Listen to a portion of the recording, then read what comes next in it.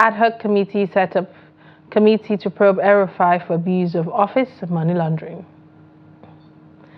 Senate knocks Labour over agreed shutdown, steps down motion to address national blackout. Fire got Enugu timber market. And on the foreign scene, President Biden imposes asylum ban at US-Mexico border. Hello, welcome to News Update on Trust TV. My name is Lilian Ogazi.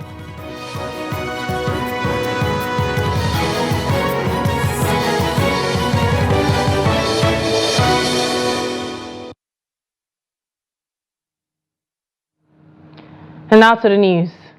The ad hoc committee set up by the Kaduna State House of Assembly to investigate all finances, loans and contracts awarded under the former Governor Nasir El-Rufai has submitted his report to the House, presenting the report during plenary on Wednesday. The chairman of the ad hoc committee, Henry Zakaria, said that most of the loans obtained under the El-Rufai's administration were not used for the purpose for which they were obtained, while in some cases due to process was not followed in securing the loans. Receiving the report, the Speaker of the Kaduna House of Assembly, Yusuf Liman, said that a total of 423 billion naira was siphoned by the El-Rufai's administration while leaving the state with huge liabilities. The committee therefore recommended the investigation and prosecution of El-Rufai, some other indicted members of his cabinet by security and anti-corruption agencies for abuse of office through the award of contracts without due process, diversion of public funds and money laundering, as well as plaguing Kaduna State into heavy debt.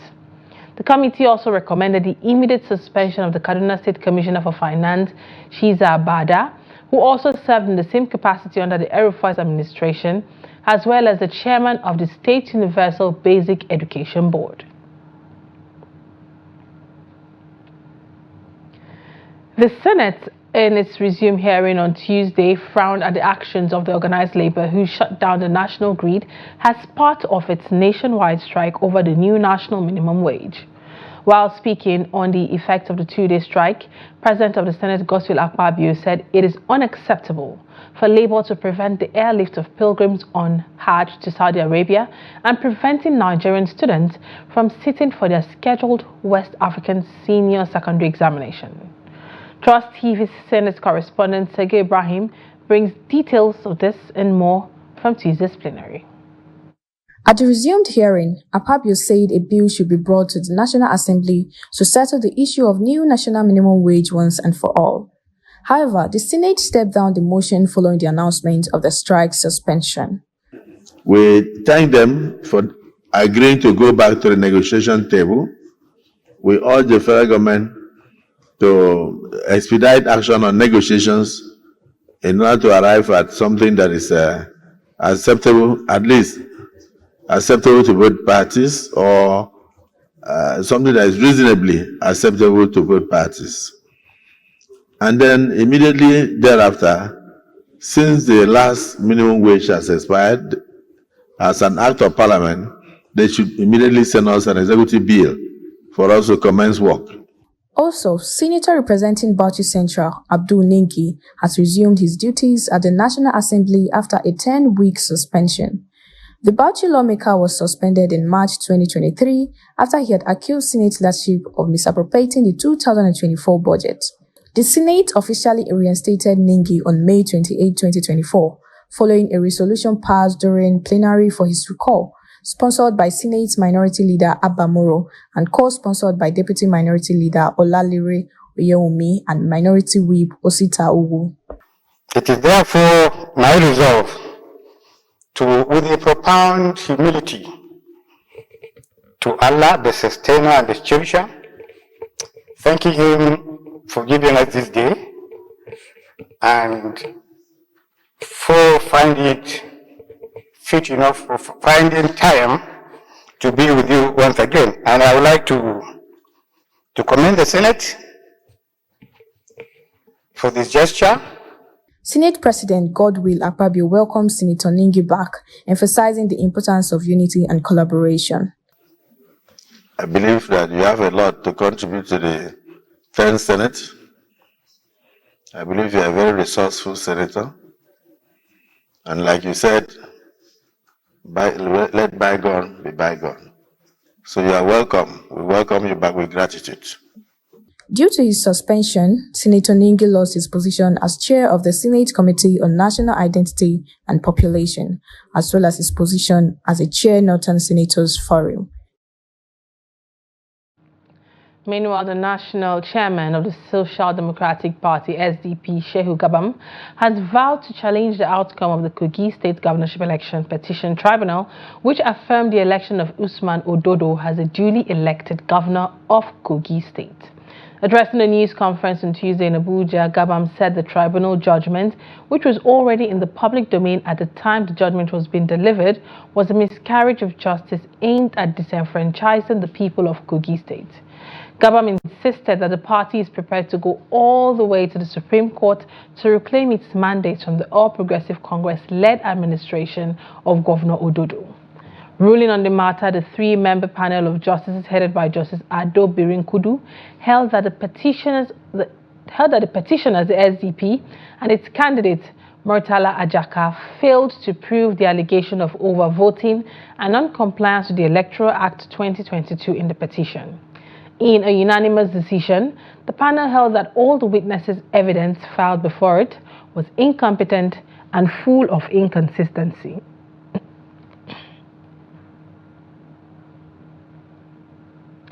The Nigerian Deposit Insurance Corporation (NDIC) says the payment of depositors in the recently liquidated Heritage Bank will commence before the end of the week.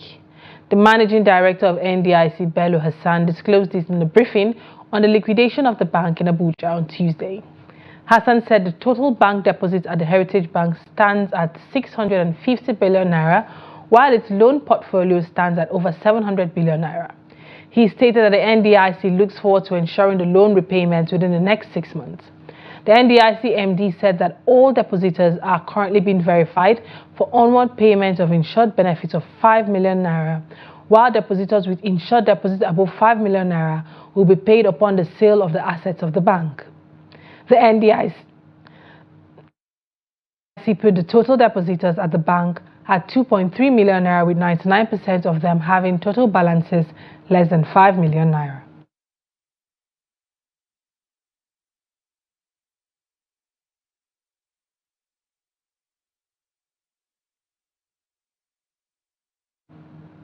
Now moving on, two members of a syndicate specialized in the killing of e-hailing driver and profiting from the sales of the vehicles stolen from their victims have been arrested by policemen in Lagos State.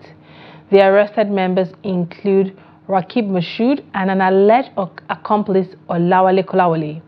Police said efforts have been made to arrest other fleeing gang members, including Yusuf Adeyemi, who alongside Mashood allegedly killed an e-hailing driver, Oluwaseun Adeniran, dumped his corpse by the roadside and stole his vehicle.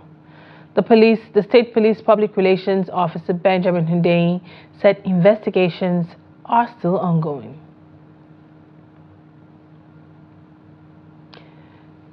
The Ogun State Police Command said it is currently investigating what led to the death of a landlord, Benjamin Akpe, during an argument over unpaid house rent with his tenant, simply identified as Mr. Emmanuel, at Aragabu Village, Sotumbo in Shagamu local government area of the state.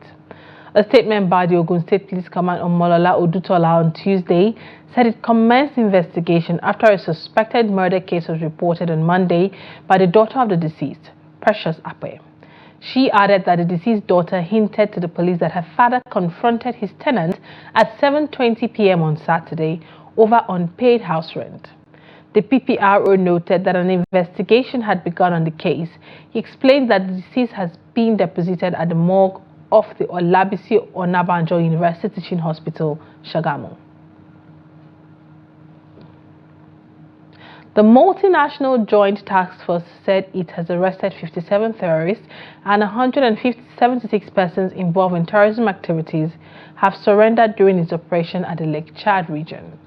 The multinational Joint Task Force revealed this during its international press conference on the progress of Operation Lake Sanity 2 in Maiduguri.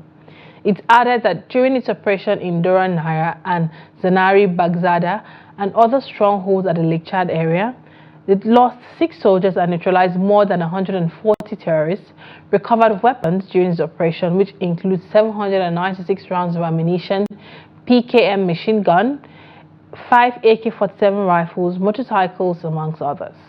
The first command of the Multinational Joint Task Force, Major General Ibrahim Ali, said it is committed to ensure safe and secure environment in the Lake Chad region affected by Boko Haram and other terrorist groups. He said the MNJTF is working tirelessly to rid off the terrorists and restore peace in the Lake Chad region for affected communities to return to their ancestral homes. The major challenge we are facing during this operation is, of course, the terrain. You know, the terrain in the Lake Chad Basin is very sandy, and it's not easy for our vehicles to traverse the terrain.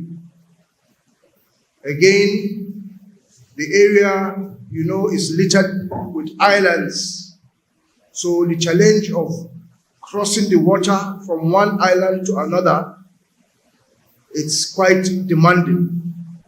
Another major challenge, which is operational to us, is the sustained and continuous use of improvised explosive devices.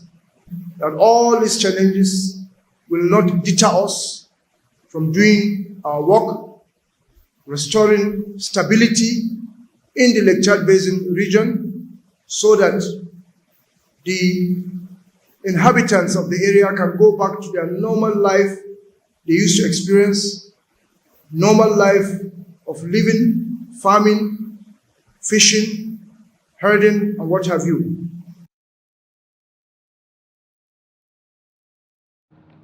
The Minister of Works, David Umahi, has raised an alarm over the activities of vandals on the second Niger Bridge. In a statement by his special advisor on media, Uchenna Oji, Umahi described the activities of vandals as cruel for destroying the expansions joint used to absorb the thermal expansion of the second Niger Bridge. He expressed sadness that a human being could destroy such a critical and strategic treasure that has immense economic benefit to the contiguous states and indeed to the entire nation. According to him, this is happening despite the presence of a private security outfit deployed by the Federal Ministry of Works to man the area. Umahi promised to deploy a more formidable security architecture to forestall further havoc on the facilities. No fewer than 5 shops were on Tuesday gutted by fire at the timber market in Kenyatta Street, Uwani, Enugu. Reports said that prompt response by the State Fire Service quenched the fire from spreading to other parts of the plywood market. A firefighter official said the service received a distress call around 9:45 p.m. that the market was on fire, and it immediately swung into action and quenched the fire before it spread to other parts of the market. An eyewitness said some neighbors in the area rushed to the market within a few minutes, with fire service arrived and quenched the fire. This is news updates coming to you from Trust TV. Coming up, hairdressers, others lament low patronage in Imo State. More news when we return. Do stay. Welcome back. If you're just joining us, this is news updates coming to you from Trust TV. Let's take a look at our headline stories again. Ad hoc committee set up committee to probe RFI for abuse of office and money laundering. And Senate knocks Labour over greed shutdown, steps down motion to address national blackout. Moving on, Chairman of the Amalgam Transport Operators of the popularly called NTA Park in Jos, the Plateau State capital, Ibrahim Maikudi, has appealed to the Plateau State government to reconsider any moves aimed at closing down the park, saying that the park has been very useful and has contributed to the economic prosperity of the state in its 20 years of operation. Speaking on Wednesday on the issue, the chairman said there is a report of the likelihood of relocating the park or close it down, but that such decisions should not apply to them as they are a formidable private motor park and not a roadside park. Dixon Adama reports is presented from our studio. The chairman, who further explained that they pay tax to the government as well as other necessary levies, also said that they have contributed in checking insecurity in the state by arresting criminals, kidnappers and bandits alike with arms and ammunition and other dangerous weapons. According to him, they have been supporting the government in the developmental efforts of the state and are willing to do more, especially in the transportation sector, which is key in the development of any state or the nation at large. I met our lawyers. Our lawyers said, okay, since you had already, let us write to the local government. We write a passionate appeal to the local government, intimating them that we had on radio that NTA Motor Park is going to be relocated. Part of the parks that are going to be relocated. We said we are not NTA Motor Park, we are Amalgam Transport. We want to be sure what is happening. Up till today, we did not hear any reply from them. We wrote a letter to them. This is almost 37 years in working this mechanic. And it has been long that I always bring passenger or some of my boys. One day we always go outside work to work. And before, even though sometimes before, we always take it to Bauchi Road side, which now sometimes we always scared, even though most especially if there is a crisis. But because I'm working in Angwarukuba area, so I prefer to bring anything down to NTA Park to take it to Abuja for me, because I know there is nothing like scared for me. So I'm just pleading to government that please, they should just look things about this park, the one they are saying they want to lock. Decision that the government is taking is not right. I think that the government should use this park because it has been helping a lot of people. It has been helping me. I'm a regular visitor of this park. I normally travel to this park, and I've been using this park for my logistic business for more than 5 years. They have been the one sending my radios, and I've always received radios from other states in NTA Park here. And the park is very good. We have even created an office that they can register waybill. In case if you want to send waybill, you can get the details of what you are sending and the driver's number and any other information that is needed. And they always travel fast. They don't have issues with their drivers or anybody around. The chairman stressed that government-owned parks can work hand in hand with the privately owned parks, just as there are government hospitals and private hospitals, as public-private partnerships are all needed to boost the economy. He said the park has created lots of employment opportunities for people, while the total investment sum in the park is over 500 million naira. Now, following the prevailing hardship in the nation's economy, Imo State hairdressers and beauty care business owners are experiencing low patronage. Nigerians now stay away from patronizing certain services due to lack of money. The report. For many of the hairdressers and saloon owners in the state, the business is no longer as usual. Scarcity of funds and hardship in the economy has created low patronage as their customers no longer come very often. Like before now, if you come to my shop, place will be crowded. But now, due to the high cost of things in the market, people don't normally make hair these days. They only come to weave, wash their hair because they are just struggling to eat. You know, everything are just expensive in the market. So it's really affecting our business right now. Things are not going well. When I start my business, when I used to buy attachments of them, I start with 1,500 wholesale price. But now, wholesale price now is 3,300. So we are using only 200 naira to manage the business, which is not good. This hairstylist said in an ideal situation, women ought to make their hair monthly. But with the present day realities, lots of ladies have decided to carry their hair longer than usual. Others said the current situation of the country favor only those in government. People that are not really well to do, they don't really come. So we hardly have customers, unlike before. Now people just come to do weaving, weave their hair and wear their wig. So the thing is really affecting us.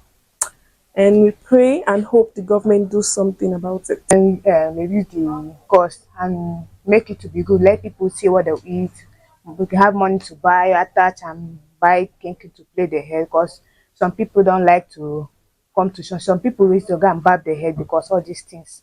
The business owners are calling on Bola Tinubu-led administration to, as a matter of necessity, implement policies that will help small businesses. Ajibade Praise, Trust TV News, Owerri. Now moving over to Borno State, where the governor Babangana Zulum has launched distribution of food palliatives to 10,000 households in Pulka community of Gwarza local government area. The food palliative comprised 36 bags of grains donated by the federal government to the state government to support resettled communities and vulnerable families. He commended the FG for the palliative, saying that the time and the support was timely. The governor also supervised the distribution of 220 million naira to 22,000 women and widows in Polka, Orabe and Kirawa communities. Each person received 10,000 naira cash and wrappers. I want to commend the federal government of Nigeria under the leadership of President Bola Ahmed Tinubu for coming to our aid at this very important time that people are preferring to cultivate their lands. This is the main reason why we are here. In addition to what the federal government has provided, we are also providing 10,000 naira each to about 22,000 women in Fulka, Warabe, Ngoshe, and Kirawa communities of Goda local government areas, and Erafa. This is coming from the government of Borno State. In addition to these grants, federal government is also providing some rice. We have started receiving the rice, but we are yet to complete the receiving of the rice. So that has informed the government of Borno State that we need to flag up from what we have so far received, so that the communities that are willing to go to their farmlands can go to their farmlands.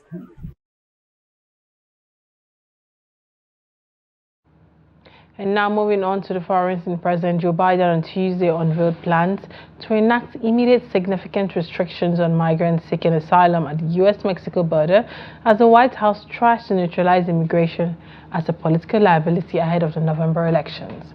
A long-anticipated presidential proclamation would bar migrants from being granted asylum when U.S. officials deem that the southern border is overwhelmed. The Democratic president had contemplated unilateral action for months after a collapse of the bipartisan border security deal in Congress that most Republican lawmakers rejected at the behest of former President Donald Trump. The presumptive GOP presidential nominee Biden said he preferred more lasting action via legislation, but Republicans have left him with no choice. At least 15 people have been killed in Israeli ground and air attacks on the Bureji Maghazi refugee camps in central Gaza. A Palestinian health official said more than 15 martyrs and dozens of injuries reached the Al-Qasr Martyrs Hospital in the last several hours. Al-Qasr Martyrs Hospital is the only medical facility currently offering services to more than 1 million people in the area. Health officials said the facility does not have the capacity for more patients. Now to sports. Due to the non-approval of their stadium in Brazzaville, Congo has announced a withdrawal from the match day 3 of the World Cup qualifier while renovation was ongoing at Alfonso Nsamba Dibat Stadium in Brazzaville, Congo. Football Association through Sports Minister Hugues Niondele has approached DR Congo to have the game against the MENA of Niger in Kinshasa just as they await CAF to inspect the stadium. It was revealed that Niger refused to play in Brazzaville and want the game to take place in Kinshasa. To this end, Congo announced their withdrawal from the match day 3 and decided to play day 4 against Morocco. With a few days to the 2026 World Cup qualifier, injury has continued to rock the camp of Nigerians. The Super Eagles opponents, Cheetah of Benin, the team under Gernot Rohr, resumed camping last weekend in Ivory Coast and they have intensified preparation for their game against Rwanda and Nigeria. Midfielder Andreas Hantunji was the first player to withdraw from the squad due to injury, but the updates from the game has shown the defender Oliver Verdon has also decided to pull out due to injury. Verdon was initially expected to join the team on Monday, but he decided to excuse himself after the injury failed to heal up. With that, we've come to the end of News Update here on Trust TV. Do well to follow us across all our social media platforms for more news programs and documentaries. Thanks for watching. I am Lilian Ogazi, and bye for now.